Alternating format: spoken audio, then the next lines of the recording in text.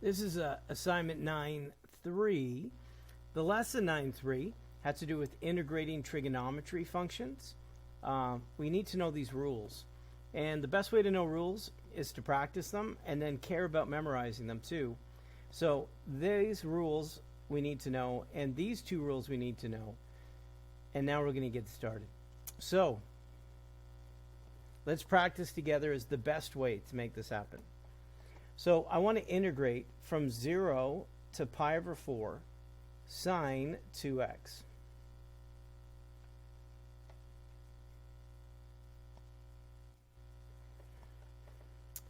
All right, so step one is to realize where the hook comes from for trigonometry, and that's inside the parentheses. So the derivative of 2x is 2. That's the hook I need. So I need a 1/2 to undo that. So first the setup, and then you can unhook the 2 and start with 1/2. And then I need to know the rule for sine. So the rule for sine is negative cosine. So this is going to be negative. Oops. And then it's cosine, whatever's inside the parentheses, which is 2x. And we are integrating from 0 to pi over 4. So there's our start. Now, on an AP exam, if this was free response, you wouldn't have to simplify this much. So we have negative 1/2. I can actually factor that in front and then write down cosine 2 times pi over 4. Subtract cosine 2 times 0. And that's good. Now, that's a great answer on free response. If you had to multiple choice, could you go the extra mile? So 2 times pi over 4 is pi over 2. Pi over 2 is at the top of the unit circle. So what's the x-coordinate there? And the x-coordinate there is 0. The value of cosine at 0 is to the right here on the unit circle. The x-coordinate there is 1. And then if you continue this through, so 0 subtract 1 is negative 1. So if you're multiplying, you get positive 1/2 as an answer. All right, let's try number 2. That would be common on a multiple choice question. Could you get to 1/2? Number 2. Again, a definite integral from pi over 6 to pi over 3. It's 3 cosecant cotangent dt. Now, to make my life easier, if I'm just multiplying by a number in front, and it doesn't really, there should be no hook here, right? The derivative of t is 1. I can just take that number being multiplied, and it can just go in front of the integration, and I don't have to be very complicated about it. So that's definitely a property of integration that you can use. And then, do you know the rule for cosecant cotangent? So if you don't, go to the sheet of paper. So the rule is it's negative, so we have a 3, but it's going to be negative, and it's negative cosecant. That's the rule.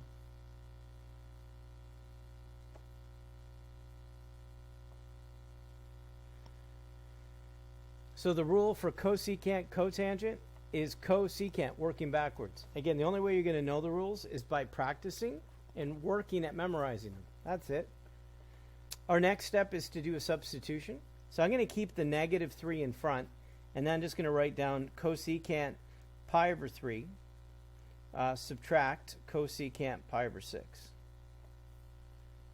So to understand this, if I went further, is I need to know my unit circle. So both of these are in quadrant number 1, so you don't have to worry about the sign. They're positive. I just need to know the point and the rule. So for pi over 3, I need to know the y-coordinate. And the y-coordinate at pi over 3 is root 3 over 2. And it's the reciprocal of the y-coordinate. For pi over 6, the y-coordinate, that's a 30 degree reference angle. The y-coordinate is 1/2. And the reciprocal is 2. Now, if I wanted to go further, I could. That's a good answer right there. You could get common denominators. You can't combine these together. So I'm just going to like let that go the way it looks right now. Number 3.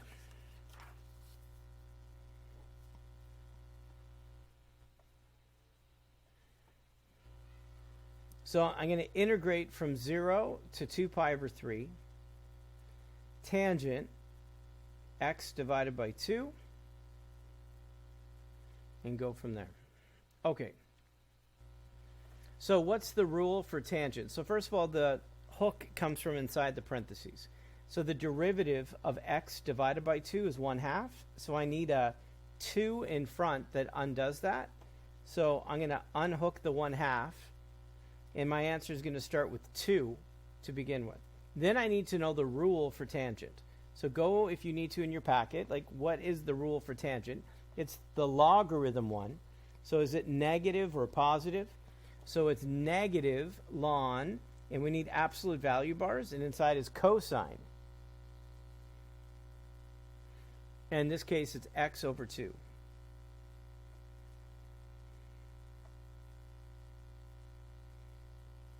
And there you go. And then we're going to do a substitution.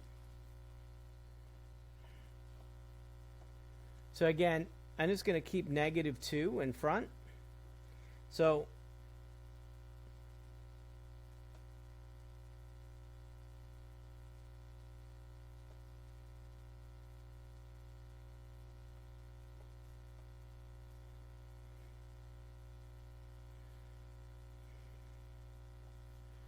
I'm going to plug in 2 pi over 3 and plug in 0. Now 0 divided by 2 is 0, so that's fine. And then how much can I really simplify here? I'm not sure.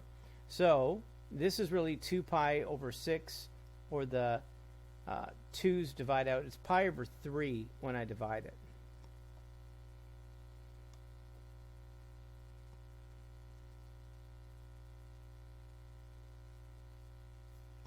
Now, the value of cosine at 0, that's the x-coordinate at 0, is 1. And ln 1 is 0. So we don't have to worry about that part because that equals 0. Here we have negative 2 ln. Now the value of cosine at pi over 3, what's the x-coordinate at 60 degrees? It's 1/2, and the absolute value of a half is a half. And that's it. Now, could you take that number in front? Because the AP exam could test your skills on logarithms. That could be the exponent there. So a negative exponent means the reciprocal. So if I'm going to go 1/2 to the exponent negative 2, it's the reciprocal, and then square it. So that answer could be written as ln 4 at the end, just so that you know your logarithm skills. And that could be a multiple choice question to get to there. I know, right? You got to know your algebra and your calculus. Number 4. I'm just going to write it down. So number 4, we're integrating, not a definite integral. It's secant squared, subtract 2 d theta. And do you just know your rules? So the rule for secant squared is tangent. It's not negative. So the rule there, and then the rule for negative 2 would just be negative 2 theta, and then don't forget the constant. So that one's super easy if you know the rules. Number 5. So if you're adding or subtracting, just do each one separately, and then don't forget the constant. Number 5, we're integrating theta squared plus secant theta subtract 1 times tangent theta subtract 1 d theta. All right. Whoop, there we go. So again, I'm going to just handle each one separately. So if it's just theta squared, you just add 1 to the exponent and divide. Nice and simple. Plus, now is there a rule for secant tangent? And there is. So the rule for secant tangent is just secant. So we're going to go plus secant. Now there's no hook here. So the derivative of theta subtract 1 is just 1. So I don't have to worry about any hook there. So it's just secant theta subtract 1. And then don't forget the constant. Number 6. we're integrating cosine 1 over x divided by x squared dx.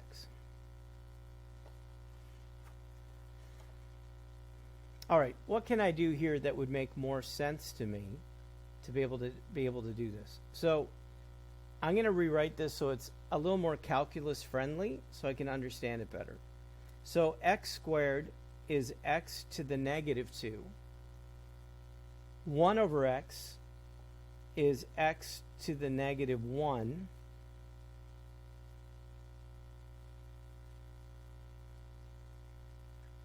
So if I take the derivative of what's inside here for the hook, the derivative of this is negative 1 times x in front and subtract 1 to the exponent. So this really should be negative x to the negative 2. And now it matches the hook. So the hook then can be unhooked. And then I need to recognize this whole thing is to the exponent 1. So if I'm doing it this way, we have a negative in front. I'm going to add 1 to the exponent, and I'm going to write it like this. There's two different ways you could see it. So x to the negative 1 is 1 over x. So you could see it like this, plus, right? Or you might see it like this, where the square is in the middle of it, right? So either one you might be able to see. So we're adding 1 to the exponent and then dividing.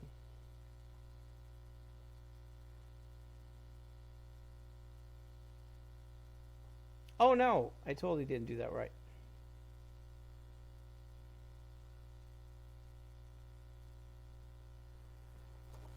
Strike that out. Everything was right to this point. So this is a situation because the derivative of cosine x to the negative 1 is not that.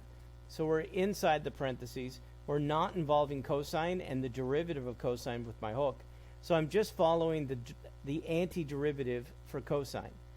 And the antiderivative for cosine is positive sine. Now, because we already have a negative in front, our answer will be negative, but it's negative sine, and it's just 1 over x plus c. So that's the rule for cosine. It's positive sine, but because of the negative in front, that's why it's negative, and then plus c. All right, number 7.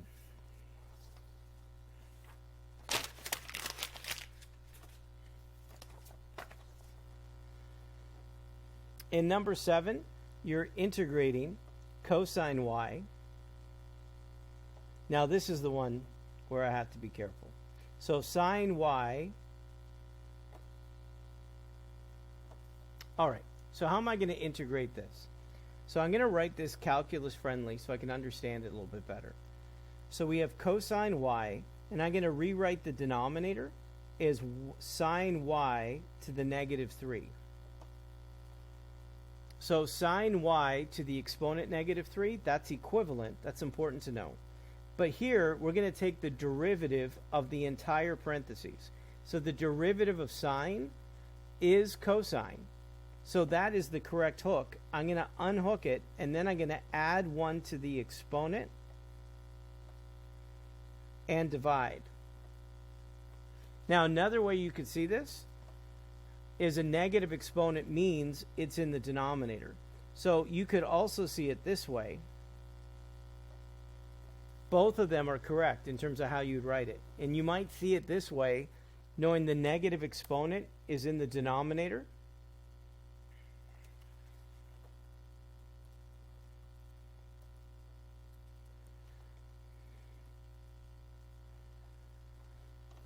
Or this way. But this would be a way on multiple choice you'd likely see the answer. All right, number 8. I know these aren't simple, but that's why we're practicing together. So we're integrating, and the question is secant, now that's to the exponent 5, and then tangent x. So I want to get a sense of how I can integrate this. So I got to change the way this looks just a little bit. So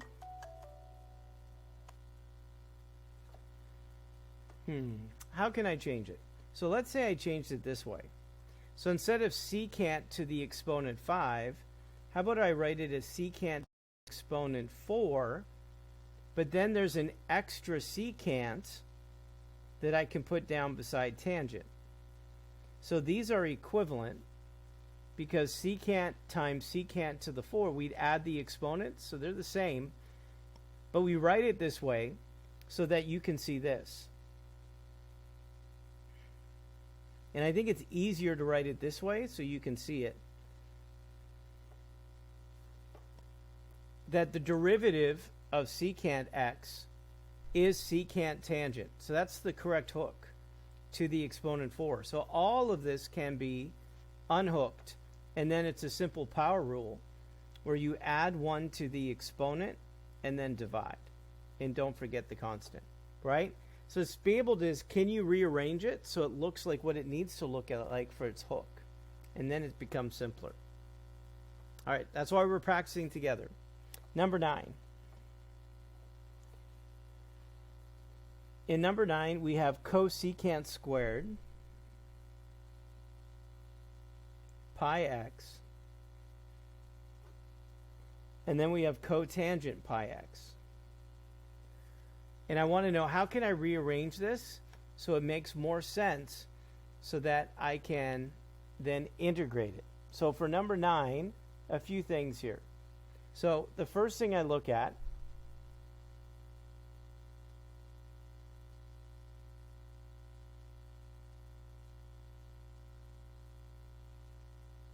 all right.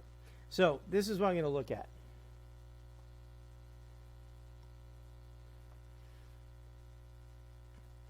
The derivative of the antiderivative of cosecant squared is cotangent. That's the connection between the two. If I take the antiderivative or the derivative of pi x, the hook I need is pi, because that's the derivative of pi x.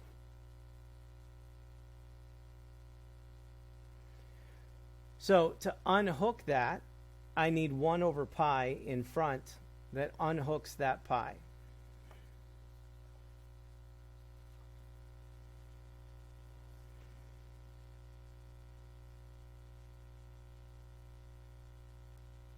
I'm looking at it again. Could be here too. So the derivative of cotangent is cotangent squared. So if I wrote it this way,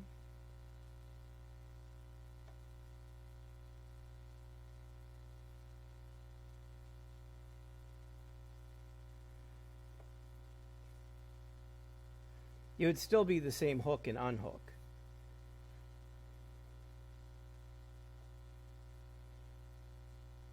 Okay, so I'm going to write it calculus friendly.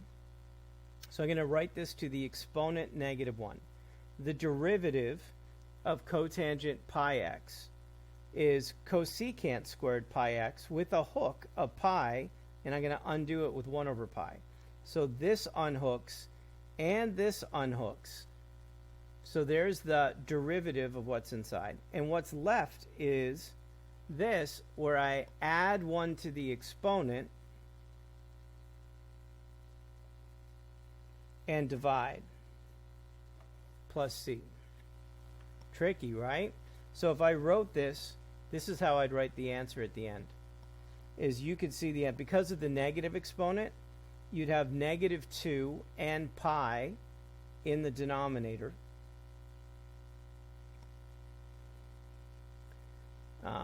And you'd have cotangent squared pi x plus c.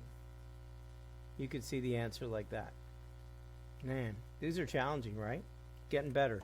I like challenge. 10.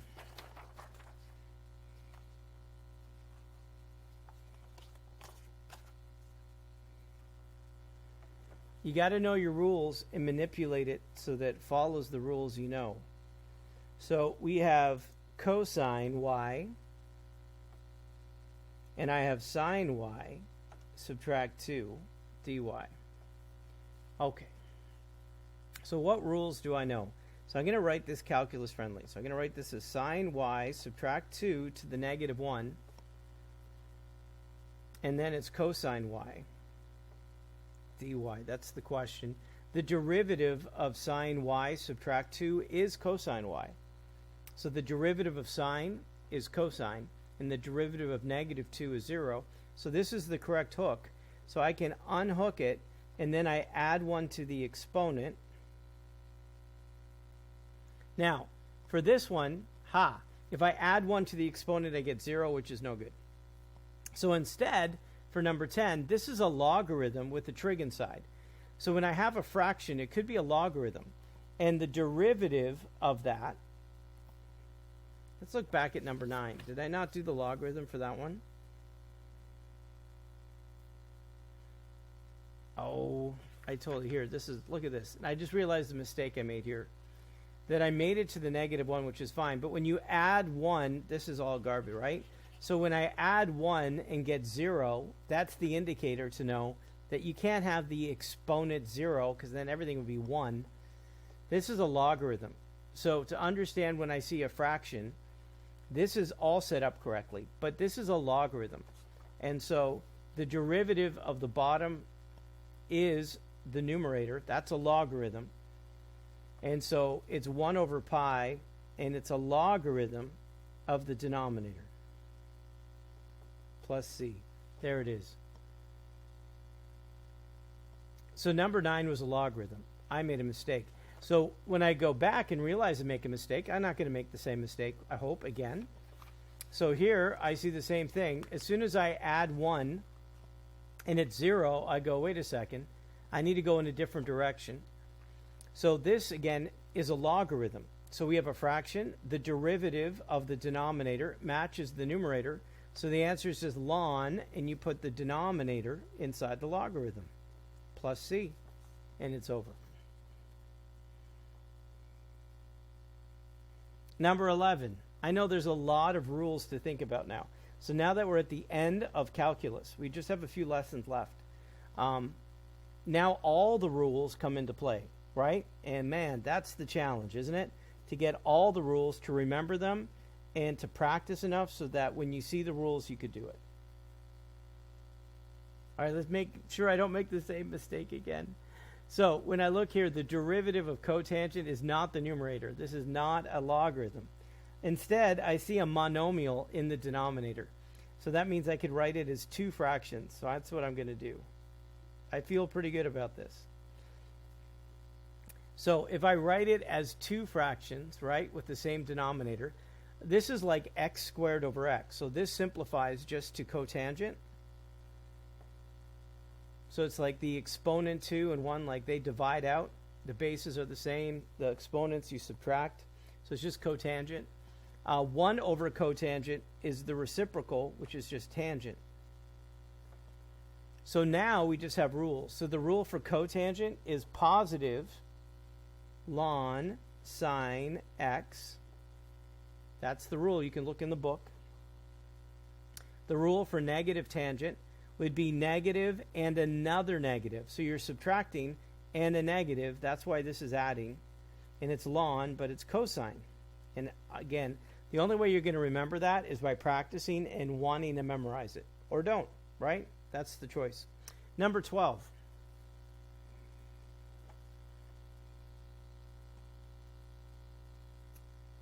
These are great. I just like the puzzle, right? Solving the puzzle part of calculus sometimes, of seeing it, and then can you break the code kind of thing, you know? And can you see it or not?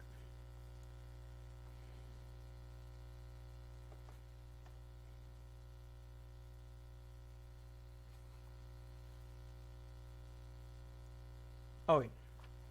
So, can I break the code? I look at the answer key and try to think, can I break the code? Can I see it? All right, here, I'm going to write it this way. So,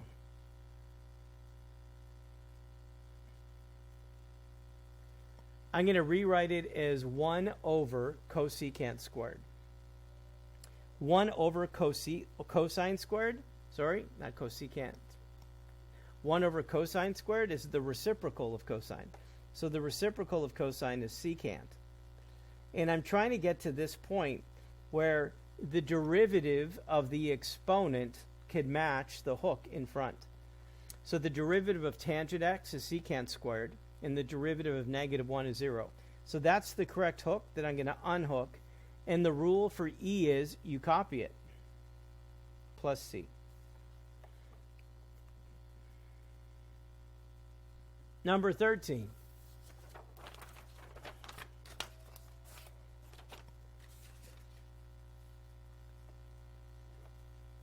So for number 13, you're integrating. It's sine e to the negative t,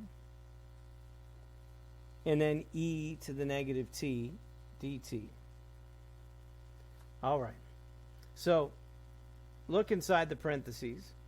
The derivative of e to the negative t is e to the negative t, but there's a second hook of -1. So we need a negative in front. So we're going to undo the hook, and then the rule for sine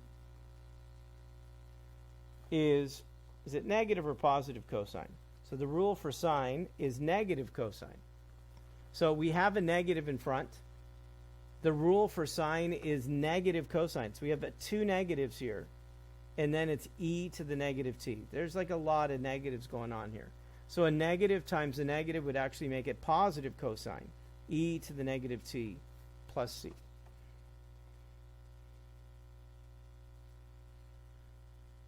Number 14. In number 14, we're integrating tangent squared 3x. So I know the derivative of 3x is 3. And to unhook the 3, that was a weird 3, you need 1/3, so it's going away anyways. And then tangent squared. What are we going to do with tangent squared?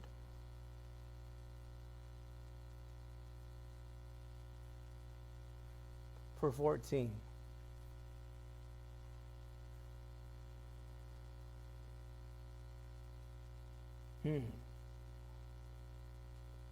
All right.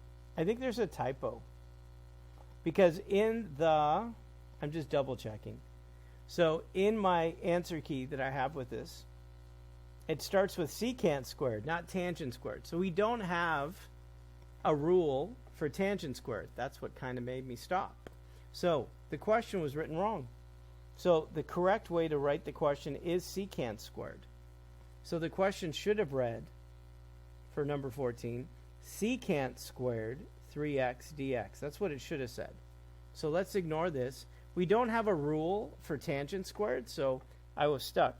There are books of integration rules that you could go to. You don't want to do that. So these are the basic integration rules that we're learning. There is no basic integration rule for tangent squared, but there is one for secant squared.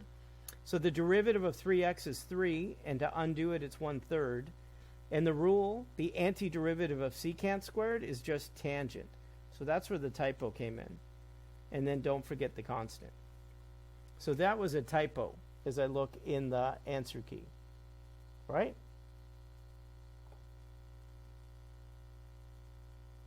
Oh, and there's a minus. Is there a -1?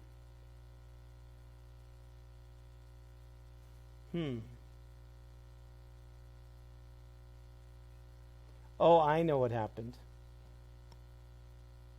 All right, let's start again. I was looking at the answer key and it didn't help me. So we're going to start again, and I'm just going all over the place. So this one was tough because you needed to know a Pythagorean identity to help you out here. Okay, so there we are, right? I want to integrate that. So a Pythagorean identity that you need to know is sine squared plus cosine squared is equal to 1. But I could change that to tangent and secant. So, for instance, tangent is sine over cosine. So if I divide everything by cosine,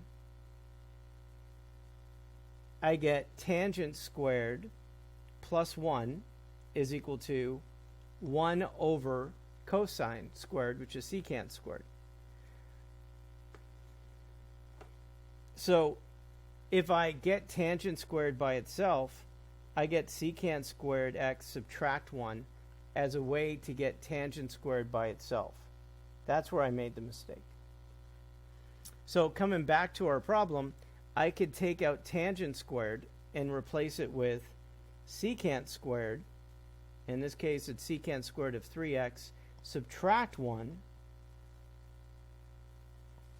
And so I did a substitution.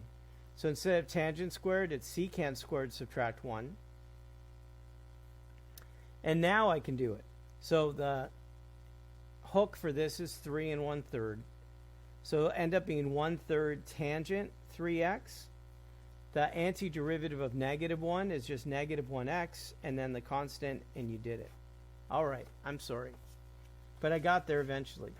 So I needed to do a Pythagorean trigonometry substitution to be able to integrate it. As I said, it's the puzzle, right, to try to figure out and practice and practice and practice.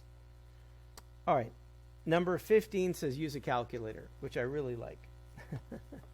Whenever I get to use a calculator. Find the area between the curves y equals absolute value of 2 cosine x plus cosine 2x and the x-axis from 0 to pi. So if you do the absolute value, everything is above the axes from 0 to pi. And so all I need to know is just the setup of it. So because everything is above, I could just get right to it. And so the answer to that is going to be to integrate from 0 to pi, and I just type this in, how I see it. Make sure your calculator's in radians, and you use it. So let me get there. I'm going to tell you, I use this calculator for different classes. So right now, my calculator is in degrees. So as a good review, how do I change it back again? Is I press document, and then I press settings, and then I press settings again, and then document settings, and then I change that angle to radians, and then press enter a couple times, and then I'll take you back. Okay, so now it's in radians. I'm going to clear this so you don't have to see it. And now I'm going to type it in. So I'm integrating. So menu, I'm going to integrate. And I'm going to integrate from 0 to pi.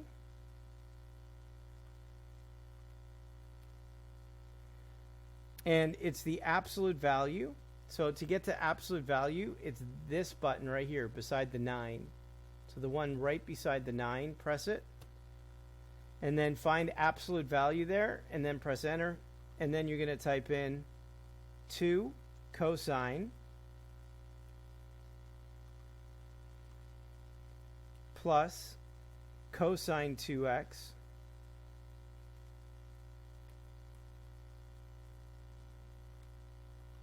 make sure I typed it in right, and then dx. So let's see if I typed that in right. I think I did. And then control enter.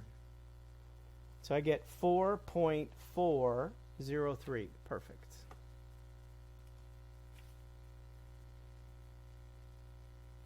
And you have the answer. All right, number 16.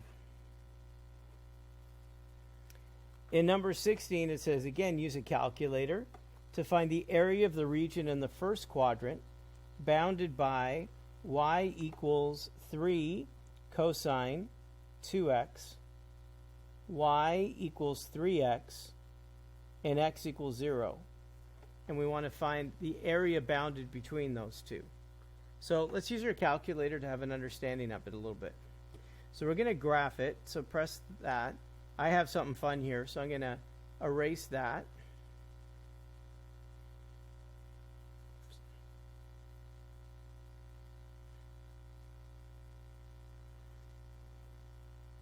Oops, there. Actions, erase. Okay. So starting from the beginning again, and I'm going to make the window a standard window, so that's 5. And then I'm going to type in the two equations. So I'm going to press tab, and I'm going to type in y equals, well, sorry, f at 1. So f at 1 equals 3 and then cosine 2x, and then get that graph. Now remember, we only want the first quadrant. And then the second one, press tab, and it's just 3x. So which one is above which one when you think of the first quadrant and what's happening there? So when I look at that, can you see the blue curve is above the red line, and we want to find the area between that. So what I need to do is find the point of intersection between those two, right there. So first I know that the cosine is above the line. So I need to know which one's above and which one's below. So let's do that first. So I know I'm integrating. I know that 3 cosine 2x is above the line 3x. So it's above, subtract below, dx. So there's the setup. And then I need to know for the first quadrant, it's going to go from 0, but I need to know where that point of intersection is. So in the first quadrant, it is going to go from 0, but what's that point of intersection? So we're going to solve this. So we're going to press menu, and then algebra, and then we're going to solve it. So when we solve this, it's 3 cosine 2x equals 3x. And then I'm going to go comma x after that. Make sure I typed it in correctly. And then the solution I get is 0.0 or 0.514. Or if you rounded it, it'd be 0.515. Now, when we do it, we're going to save it when we put it in here. But I can put in 0.515, but when I actually type this in, I'm going to copy paste it in to get a more accurate answer. So let's now copy. I'm now going to take that and put it in the calculator. So menu, in calculus and integrate. And I'm integrating from 0 to, now I need to copy this answer. So I think I can just double click it too. I highlighted it over it. So if you highlight over it, press Control C, and then go back down here and go Control V, and now that full thing is pasted in. And we're going to go 3 cosine 2x, and that's subtract 3x. Just make sure. Take a second. Did I type it in correctly? 3 cosine 2x, subtract that, and then go Control Enter. So it should be 0.888. It is. Good. So it's 0.888. There's your answer. That's the area between the two curves. All right, number 17. I know it's not easy, and we're going through all the topics now of calculus with trigonometry. We're not giving up. We're going to practice together. All right, number 17. So for problem 17 through 19, set up the integration to find the volumes. So for number 17, we're going to set it up, but not actually calculate it. And it's the exact same region as number 16. So for 17, if I want to find the region revolving around the x-axis, if I had a picture of what happened, right? Like this is kind of a picture of like what's happening. So there's the shaded area, right, of it. If I'm revolving, this is a washer. That's all I want to know. So again, I'm integrating from 0 to 0.515. Is that right? 0.515. And because it's a washer, I need a big radius and a small radius. So the big radius is the top curve, which is cosine 2x. What is it? 3 cosine 2x, sorry. So 3 cosine 2x. That's the big radius. And I'm going to square it, subtract the small radius, which is just 3x, and I'm going to square it, and then dx. So there's the setup. to find the area revolving around the x-axis. So again, we need a big radius and a small radius. So the big radius is here around the x-axis. So if I go top subtract bottom, the bottom is 0. So when I go top subtract 0, it's just the top. And then the small radius is the line. And again, top subtract bottom, that's where those numbers come from. So it's this idea, right? That we have this idea in terms of setting it up with the integration limits. Number 18, we're revolving it about the line y equals 4, which is up here somewhere. So for 18, this is the same start, 0 to 0.515. It's also going to be a washer as I revolve around. But the big radius is going to be top, which is 4, subtract the bottom, which is the line, 3x. And then the small radius is top, subtract bottom, which is the curve. So that's 4 subtract 3 cosine 2x. And so that's what you get. So top subtract bottom, that's your big radius squared. Top subtract bottom, that's your little radius squared.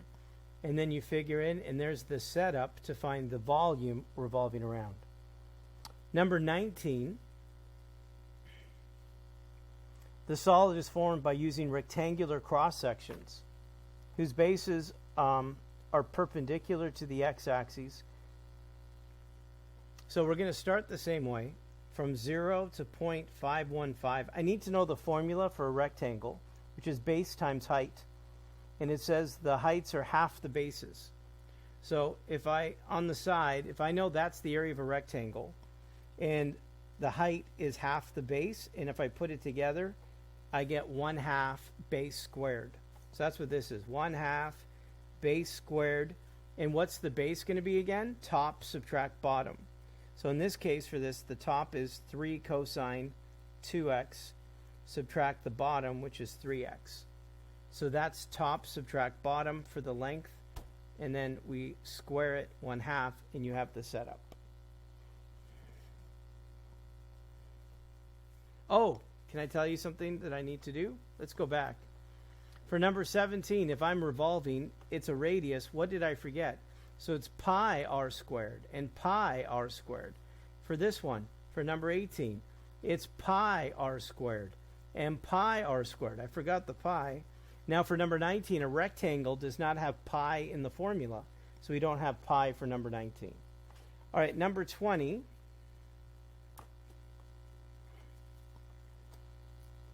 The region is bounded by, it says, without a calculator, find the volumes of the solids formed by revolving the regions described here about the x-axis.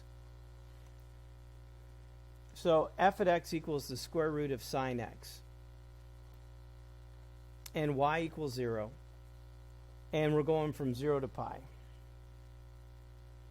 And if I revolve that, what would it look like? So from 0 to pi, if I would graph this from 0 to pi, that's what it would look like, and then it would continue, and that would what the wave would look like. That's sine.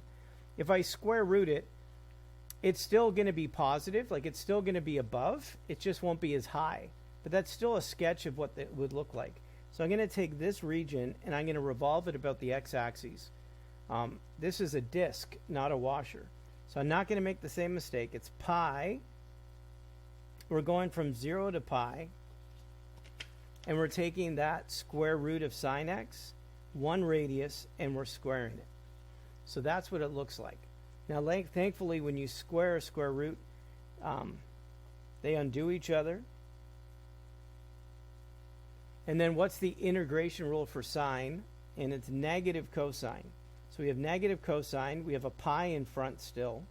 So it's negative pi cosine x from 0 to pi. And then the last step is to substitute in.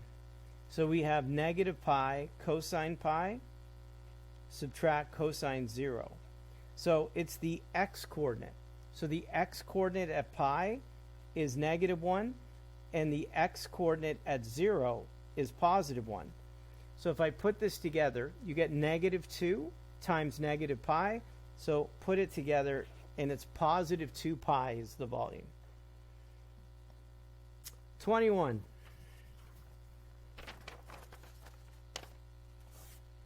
So the region is y equals cosecant x.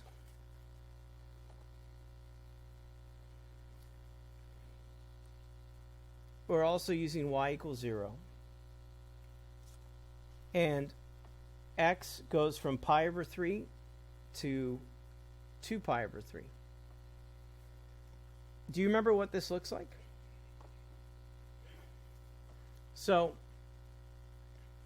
cosecant, if you graphed it, at 0, at pi over 2,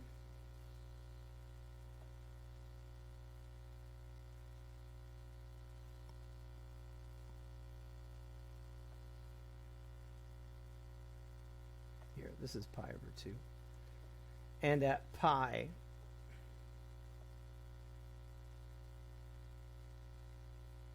this is the picture of cosecant. And there'd be another one here. And that's the picture. Now, we're going to go from pi over 3 to 2 pi over 3. And we're going to revolve that around the x-axis. So this is the area that we're going to revolve around the x-axis. So we're integrating from pi over 3 to 2 pi over 3.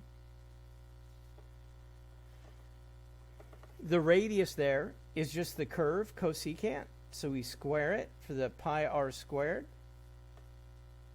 And there's the setup to find the volume. The antiderivative of cosecant squared is negative cotangent.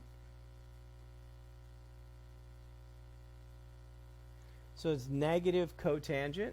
Boop, just like that, with a negative pi in front. So we have negative pi, and it's cotangent 2 pi over 3, subtract cotangent pi over 3. If I want to know my unit circle, cotangent is x over y. So at 2 pi over 3, it's negative 1 over root 3. At pi over 3, it's positive 1 over root 3. I know. So if I put this together, it's negative 2 over root 3.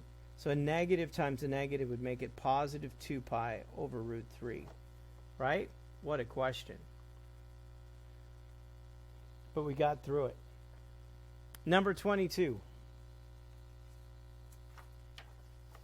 In number 22, sine x is an odd function, which it is. It has symmetry with the origin. Find the first 6 derivatives of f of x and tell whether they are even or odd, and can you form a hypothesis about the derivatives of odd functions or even functions? So, here we go. F of x equals sine x. The derivative of that, of sine x, is cosine x. So this one is odd, cosine is even. So if you think of the graph of cosine, it has symmetry with the y-axis. Sine has symmetry with the origin.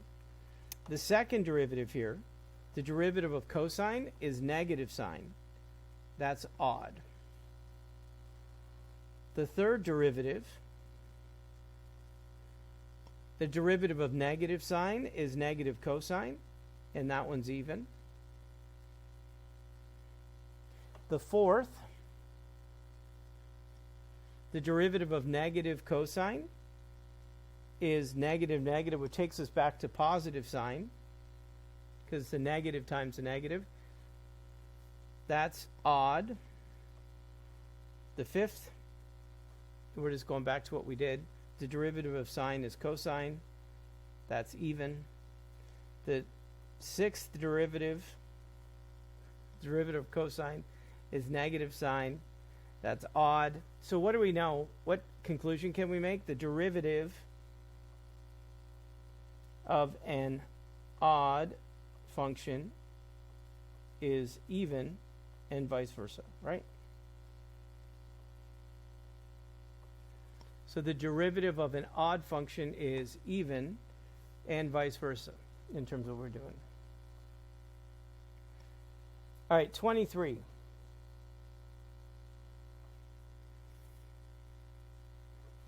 So in number 23, we're integrating from -1 to +1, sine x dx. And it gives you a graph. And it says use the fact of being odd or even to be able to understand how to do this. So if I look at 23, if this is from -1 to 1, because it's odd, the area above matches the area below from -1 to 1 because it's odd. So the answer to number 23 is 0 because those two areas cross out. So the area above equals the area below. Positive areas above, negative areas below. They're the same numbers, so they cross out. It's 0. For number 24, we're going from -π/2 to +π/2, and it's the absolute value of sine x dx. And that, what can we conclude about that? So if I graph this to π/2, to understand it, it starts in the middle and it goes up, right? That's this part. Now we don't need this other part. So to -π/2, instead of being below, absolute value means it's also above. So that means this area and this area, even though I didn't draw them as accurately as I could, they're the same area. So I can just integrate from 0 to π/2 and then double the answer.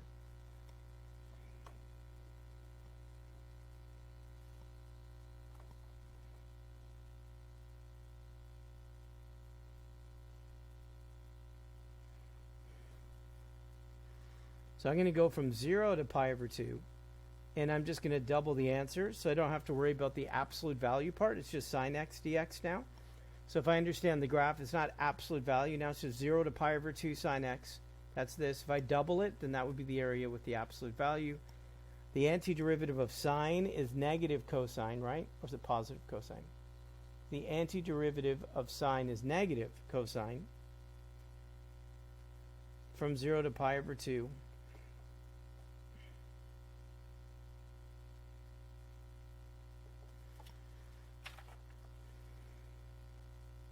So the x value at π/2 is 0. The x value at 0 is -1. So if I put this together, it's +1, I mean. So this actually becomes -2 times -1. So the combined area there is +2. 25.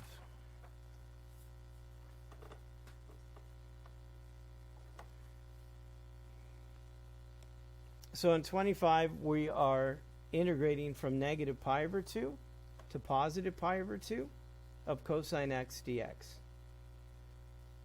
So we could think of it as a graph. The graph of cosine starts at the top of the wave, and at π/2 and at -π/2, this is what it does. So the area on the right is equal to the area on the left. So all I need to do is double from 0 to π/2, and then I get the answer. So I can just go from 0 to π/2 and double the answer, and then it's good. So the antiderivative of cosine is positive sine.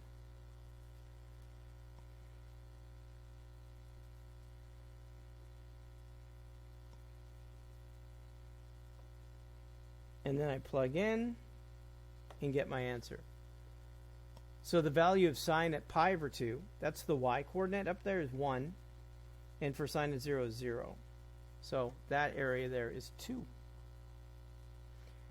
26.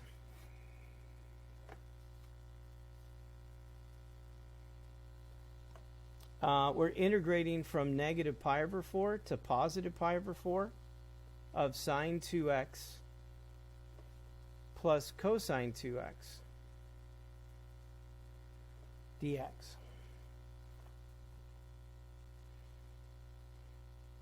So we can separate this into two integration questions. So we could have -π/4 to +π/4 of sine 2x plus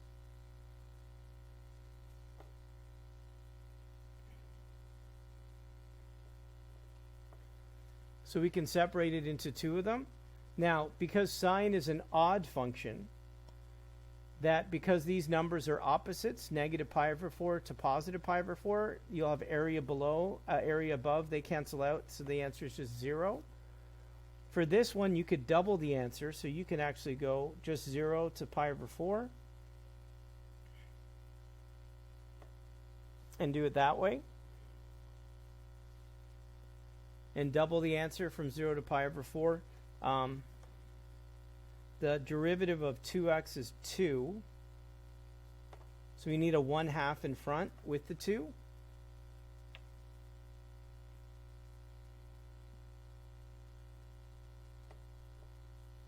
So there's the correct hook. The derivative of 2x is 2, so I need a 1/2.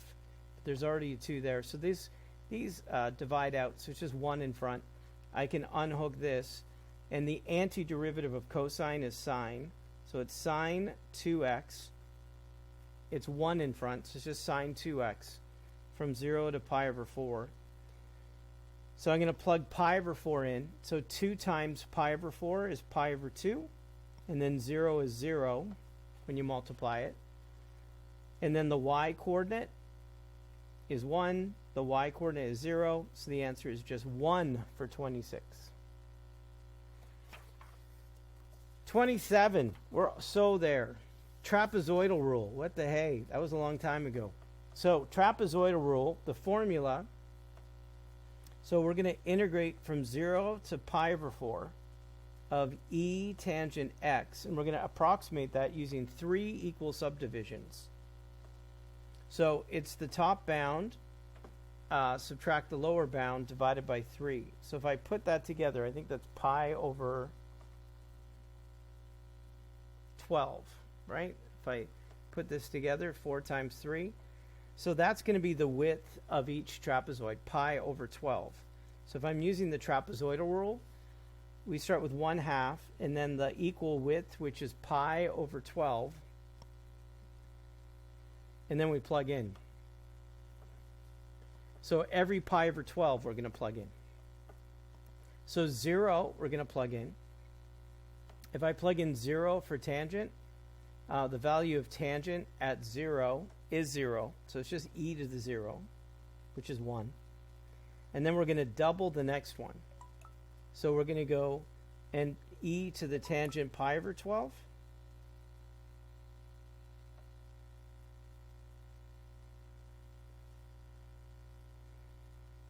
And then another pi over 12, which is pi over 6, or 2 pi over 12. And then another one, which would be 3 pi over 12, which is 3 pi over 12, which is pi over 4. We're just adding pi over 12 every time. And then the last one is pi over 4. So if I go pi over 12 again, it's 4 over 12, which is pi over 4.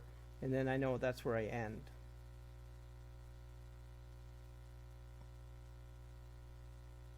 No, there's 3 of them. Wait a second. 1, 2, 3. So we're already done here, right? At tangent pi over 4.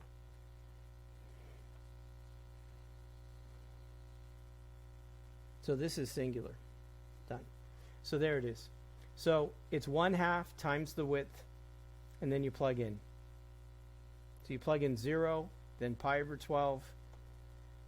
Add pi over 12, it's 2 pi over 12, and then 3 pi over 12 is pi over 4, and that's where we end, right? And that's it. And make sure you know the trapezoidal rule when we do it. And again, that's just a 1 in front. All right, 28. Just some derivative rules, just so we don't forget derivatives. These will go quicker. So y equals tangent t divided by t. This is called the quotient rule. So the quotient rule is the bottom times the derivative of the top, subtract the top, times the derivative of the bottom, which is 1, and then the bottom squared. Quotient rule. 29. E, the rule for E is you copy it. So e to the secant x. The derivative is e to the secant x. you copy it, there it is, times the derivative of the exponent, which is secant x tangent x. No constants when you take derivatives. Number 30, it's much easier to take derivatives, right? I know that. But if you like the challenge, it's integration. Sometimes you like the challenge, right? All right, so there, how do I take the derivative of that? And so that's going to be the product rule. So 2 theta, the derivative of the first times the second, plus the... Here, let's do it how I normally begin. So the first times the derivative of the second, which is negative sine theta, plus the second times the derivative of the first, which is 2. So that is just the product rule. And then negative sine theta, that's completely separate from the product rule. So the derivative of negative sine theta would be negative cosine theta. And it's done. If you wanted to, you could combine like terms. So like on a multiple choice question,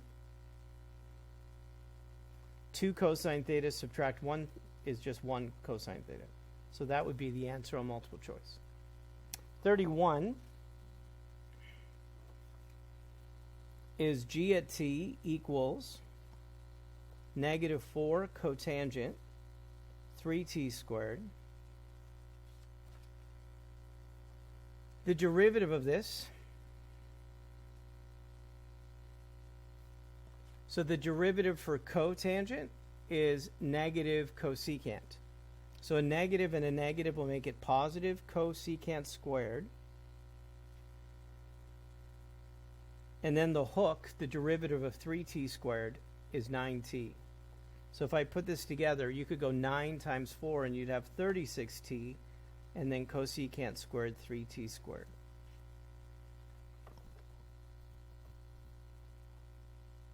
Did I multiply that wrong? 2 times 3 is 6. Ha. And 6 times 4 would make this 24t.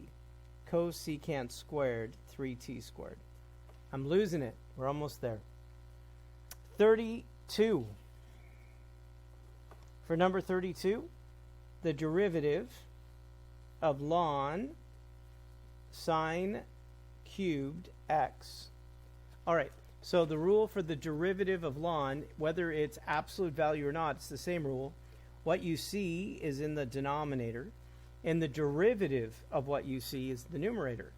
So we're going to go 3 times 1 in front, subtract 1 to the exponent, and then the derivative, remember this is like sine x to the 3, so it's 3 times 1 in front, subtract 1 to the exponent, and then the derivative of the inside is the second hook, and the derivative of sine is cosine x. And you could simplify this, right? So the exponents do simplify, so you could get 3 cosine x over sine x, or cosine over sine is cotangent, that those could all be answers that you could look at and that you have to be aware of as you simplify it. 33, 2 left. I'm going to need some room. 33 is implicit differentiation.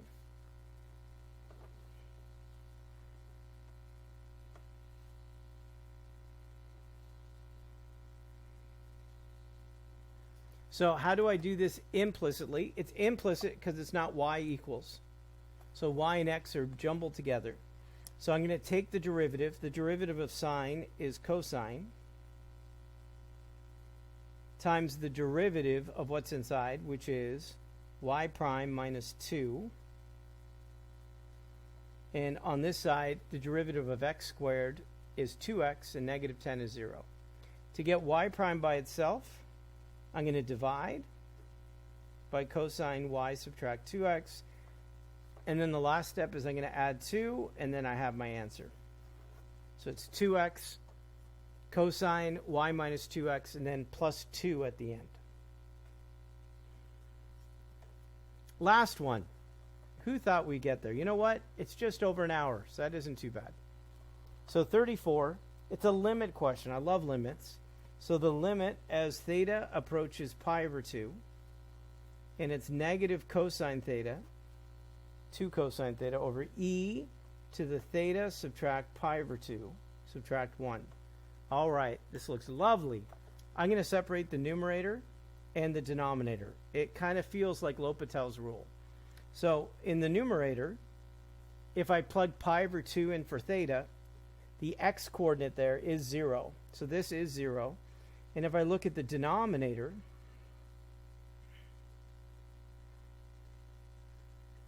and I plug pi over 2 into the denominator, pi over 2 subtract pi over 2, that's e to the 0, subtract 1. So it is indeterminate. It is 0 over 0, but I'm not going to write 0 over 0. So that's how I show it. And then I apply L'Hopital's rule by taking the derivative. So the derivative of negative 2 cosine theta. The derivative of cosine is negative sine. So it becomes positive 2 sine theta, because a negative times a negative makes it positive 2 sine theta. The derivative of e to whatever is e to what it says. And the derivative of negative 1 is 0. So we're going to do it again. Is this still indeterminate? It is not. So substitute pi over 2 in for theta. The y coordinate at pi over 2 is 1. So it's 2 times 1, which is 2. Plug pi over 2. Subtract pi over 2. That's 0. E to the 0 is 1. So that limit is approaching the answer 2. Make sure we're good. We're good. Woo! That was good, right? It's like exercising. Build up a brain sweat. But you know what? I'm proud of you. You finished your work. Good job. Mr. G Math over and out. Until next time.